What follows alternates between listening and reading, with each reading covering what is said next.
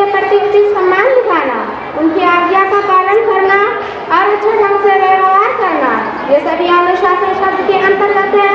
अनुशासन जीवन के सभी क्षेत्रों में आवश्यक है।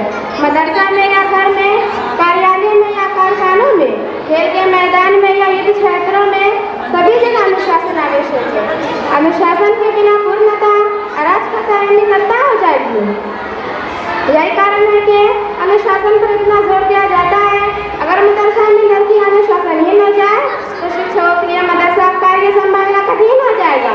स्वयं लड़की कुछ नहीं सीखेगी और शिक्षा का उद्देश्य पूरा नहीं होगा। इस तरह अधीनस्थ कर्मचारी कार्यालय एवं कारखानों में अपने वरिष्ठ पदाधिकारियों की आज्ञा न माने तो उत्पादन एवं व्यवस्था कार्य करना दुष्कर हो जाएगा। जरा ख्याल करें, अगर लोग सेवक अनुशासनहीन हो जाए और अपनी इच्छा अनुसार कार्य करने लगे तो देश की क्या दिशा होगी? तब कोई योजना एवं संगठन नहीं रहेगा।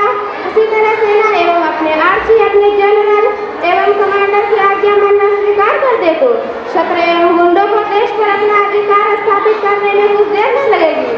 इस तरह अनुशासनहीन राष्ट्र एक विक्षण स्वतंत्र रहने की आशा नहीं कर सकता। घर एवं खेल के मैदान में जैसे छोटे स्थानों में भी लोग अनुशासन के बिना कार्य नहीं कर सकते।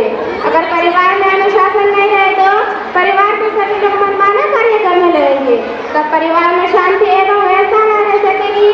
खेल के मैदान में अगर खिलाड़ी खेल के नियमों एवं रेफरी की आज्ञा का पालन नहीं करे तो खेल हो ही नहीं सकता। अनुशासन अच्छी चीज है और इसमें कुछ बुराई नहीं है। यह चरित्र का निर्माण करता है तथा एकता एवं सहयोग की भावना का विकास करता है। इसलिए आवश्यक है कि लड़कों एवं लड़कियों को बचपन से अनुशासन सिखाया जाए। इसकी अपेक्षा कभी नहीं करनी चाहिए।